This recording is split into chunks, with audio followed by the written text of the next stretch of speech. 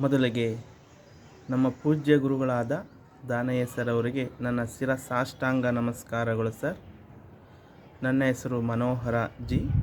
ನಾನು ಮಧುಗಿರಿಯಲ್ಲಿ ಖಾಸಗಿ ಶಾಲೆಯಲ್ಲಿ ಕನ್ನಡ ಭಾಷಾ ಶಿಕ್ಷಕನಾಗಿ ಕೆಲಸ ಮಾಡುತ್ತಿದ್ದೇನೆ.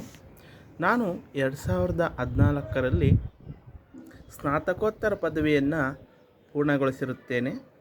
ಅಂದಿನಿಂದ ಇಲ್ಲಿಯವರೆಗೂ ಅಂದರೆ ಸುಮಾರು 10 ವರ್ಷಗಳ ಕಾಲ ನಾನು UGC ಮತ್ತು KCET ಪರೀಕ್ಷೆಗೆ ತುಂಬ ಪರಿಶ್ರಮದಿಂದ ಓದ್ತಾ ಇದ್ದೆ. ಆದರೆ ವಿಫಲನಾಗ್ತಾ ಬರ್ತಿದ್ದೆ. ಆದರೆ ನೀವು ಸಿಕ್ಕ ಮೇಲೆ, ನಿಮ್ಮ ವಿಡಿಯೋಗಳು ಸಿಕ್ಕ ಮೇಲೆ ನನಗೆ ಕ್ರಮಬದ್ಧವಾಗಿ ಹೇಗೆ ಓದಬೇಕು ಅನ್ನೋದನ್ನ ನಿಮ್ಮ ಪುಸ್ತಕಗಳ ಮೂಲಕ, ಅಂದರೆ ಕನ್ನಡ ಮಾಧ್ಯಮ ಪುಸ್ತಕಗಳಾಗಿರ್ಬೋದು ಅಥವಾ ಇಂಗ್ಲೀಷ್ ಮಾಧ್ಯಮ ಪುಸ್ತಕಗಳಾಗಿರ್ಬೋದು, ಇವುಗಳ ಮುಖಾಂತರ ಹಾಗೆ ನಿಮ್ಮ ವಿಡಿಯೋಗಳು ಕೂಡ ನನಗೆ ತುಂಬ ಸಹಕಾರಿಯಾಗಿದೆ ಸರ್. ನಿಮಗೆ ತುಂಬ ಹೃದಯದ ಧನ್ಯವಾದಗಳು. ಹಾಗೆ ನಿಮ್ಮ ಸ್ಫೂರ್ತಿಯ ಮಾತುಗಳು ನನಗೆ ತುಂಬ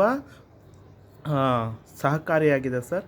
ಹಾಗಾಗಿ ನಾನು 2022ರಿಂದ ಸ್ಪರ್ಧಾತ್ಮಕ ಪರೀಕ್ಷೆಯಲ್ಲಿ ಕರ್ನಾಟಕದಿಂದ ಸ್ಪರ್ಧಾತ್ಮಕ ಒಂದು ಪರೀಕ್ಷೆಯನ್ನು ಮಾಡ್ತಾರೆ, ಶಿಕ್ಷಕರ ಅರ್ಹತಾ ಪರೀಕ್ಷೆಯನ್ನು.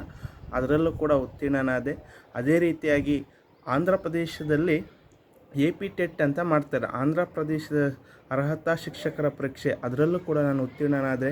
ಮತ್ತು ಇತ್ತೀಚೆಗೆ UGC NET PhD ಕ್ವಾಲಿಫೈ ಅನ್ನೋ ಒಂದು ಪರೀಕ್ಷೆಯಲ್ಲೂ ಕೂಡ ನಾನು ಉತ್ತೀರ್ಣನಾದೆ.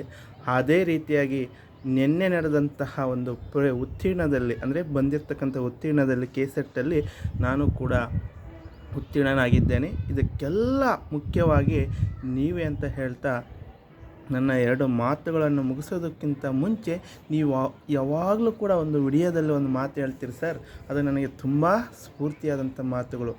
ಕನ್ನಡ ಸಾಹಿತ್ಯ ವಿದ್ಯಾರ್ಥಿಯಾಗಿ ಅದನ್ನು ನಾನು ತುಂಬ ಇಷ್ಟಪಡ್ತೀನಿ ಸರ್. ಅದು ಯಾವುದಂದರೆ, ಜ್ಞಾನಪೀಠ ಪುರಸ್ಕೃತರಾದಂತಹ ದ.ರಾ ಬೇಂದ್ರೆ ಅವರ ಒಂದು ಮಾತನ್ನು ಯಾವಾಗಲೂ ನೀವು ಹೇಳ್ತಾ ಇರ್ತೀರ. ಏನಂದರೆ, ಹುಚ್ಚನಂತಿರು ಪೆದ್ದನಂತಿರು ನೀನು ನೀನಾಗಿರು, ಹುಚ್ಚನಂತಿರು ಪೆದ್ದನಂತಿರು ನೀನು ನೀನಾಗಿರು, ನೀ ಹಿಡುವ ಹೆಜ್ಜೆ ಗುರಿಯ ಕಡೆ ಸಾಗುತ್ತಿರು, ನೀ ಹಿಡುವ ಹೆಜ್ಜೆ ಗುರಿಯ ಕಡೆ ಸಾಗುತ್ತಿರು, ನೀ ಸಾಧಿಸುವ ಮೆಟ್ಟಿಲು ಶಿಖರದಂತಿರು ಅಂತ ಯಾವಾಗಲೂ ಹೇಳ್ತಾ ಇರ್ತಾರೆ. ಅದು ನನಗೆ ತುಂಬ ಇಷ್ಟ ಆಗಿದೆ ಸರ್. ಹಾಗಾಗಿ ನಿಮಗೆ ತುಂಬ ಹೃದಯದ ಧನ್ಯವಾದಗಳನ್ನು ನಾನು ಅರ್ಪಿಸ್ತಾ ಇದ್ದೀನಿ. ಅದೇ ರೀತಿಯಾಗಿ ನಿಮ್ಮ ಋಣವನ್ನು ನಾನು ಸಾಯುವವರೆಗೂ ಕೂಡ ನಾನು ಮರೆಯಲು ಸಾಧ್ಯವಿಲ್ಲ ಸರ್. ಮತ್ತೊಮ್ಮೆ ನಿಮಗೆ ಸಾಷ್ಟಾಂಗ ತುಂಬ ಹೃದಯದ ಧನ್ಯವಾದಗಳು ಸರ್.